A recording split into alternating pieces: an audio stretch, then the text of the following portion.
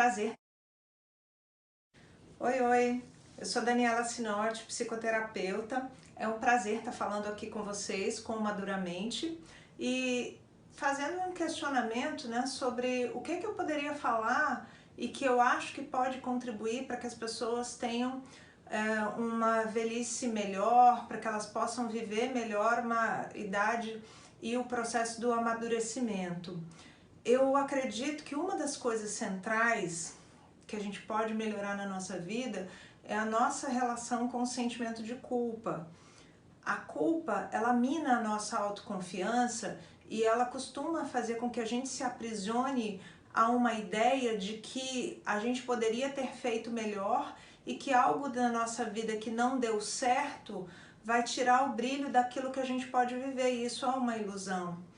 Muitas vezes a culpa está conectada com padrões de comportamento que não são nossos, de padrões de comportamentos dos nossos antepassados, relacionada com algo que foi da nossa vida, né, de um tempo anterior, e a gente projeta na ideia que a gente tinha lá atrás algo que não leva a gente para frente, que é como se você ficasse aprisionado a algo que não deu certo e por isso você não caminha.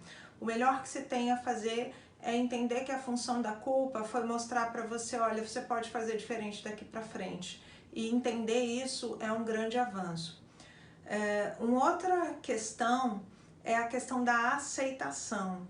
Às vezes alguém faz algo com a gente, ou às vezes a gente mesmo, né, nas nossas relações acontecem coisas difíceis, na nossa vida acontecem coisas difíceis, né, pessoas que nos traem, que nos enganam, e são coisas difíceis mesmo de viver. Isso traz pra gente um processo de um drama pessoal e é necessário olhar para isso, entender que teve um peso, mas chega um tempo que é o tempo de aceitar.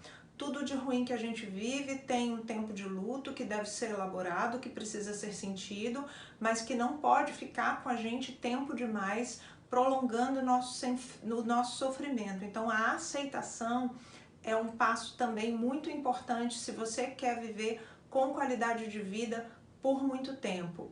E aí tem uma outra questão que é, às vezes a gente vai vivendo a vida e se conectando com a ansiedade de uma forma que a gente vive uma vida no piloto automático. A gente vive a vida para agradar o parceiro, para agradar os filhos, para ser o melhor que a gente pode no trabalho, para ser o melhor que a gente pode nas nossas relações familiares, com os amigos. A gente vai cumprindo papéis, vai se adaptando àquela realidade que a gente vive e a gente esquece quem a gente é.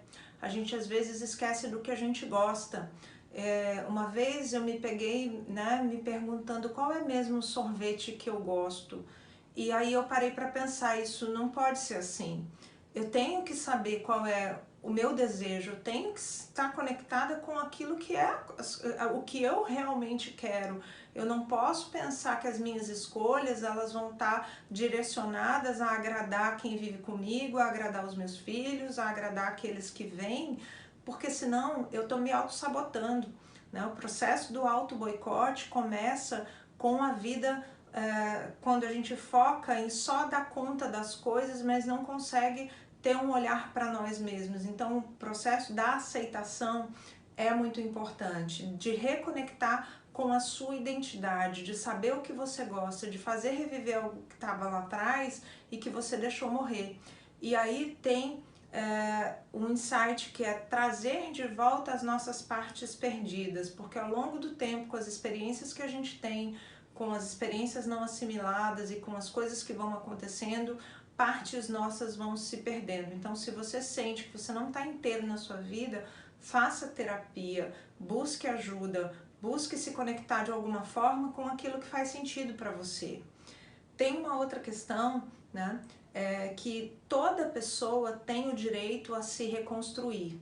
Seja o que for que você tenha passado na sua vida, seja a morte de alguém muito querido, seja uma separação, seja um luto, pelo que for, a perda de um emprego, a perda de uma casa, sempre existe para quem está vivo o direito de se reconstruir. E é preciso ter isso em mente com clareza, para que você não se permita viver por tempo demais o luto, seja do que for.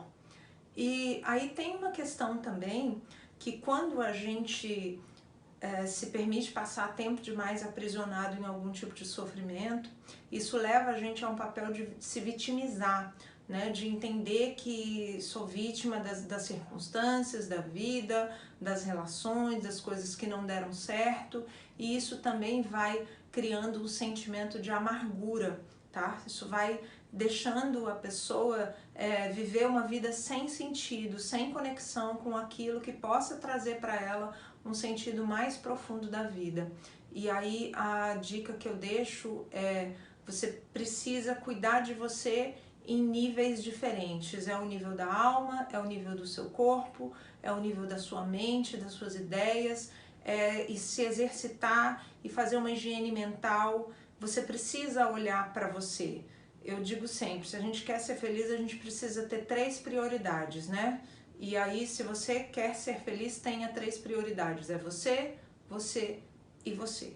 Depois dessas 3 prioridades, aí você vai ter muito mais energia para cuidar das pessoas que você ama, para fazer as coisas que você precisa fazer, para viver conectado com o seu propósito de vida e com aquilo que você veio ser para esse mundo. Ok? Esse era o recado que eu queria deixar para vocês. Um beijão a todos. Tchau, tchau.